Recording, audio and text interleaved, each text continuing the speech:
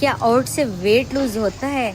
Yes, oats आपकी weight lose journey में बहुत ही फ़ायदेमंद साबित होता है अगर आप ओट्स का इस्तेमाल करते हैं।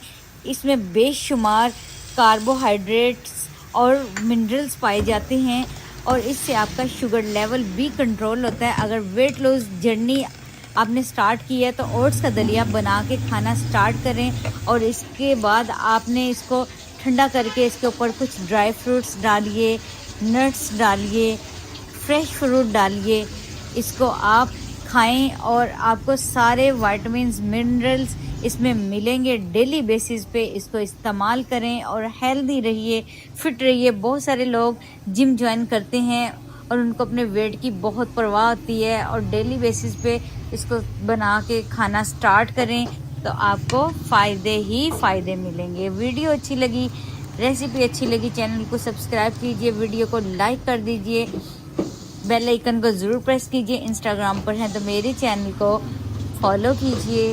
हंसते रहिए, मुस्कुराते रहिए। फिर मिलेंगे न्यू वीडियो के साथ। तब तक के लिए मैं आपसे इजाज़त चाहती हूँ। अल्लाह हाफ़िज़।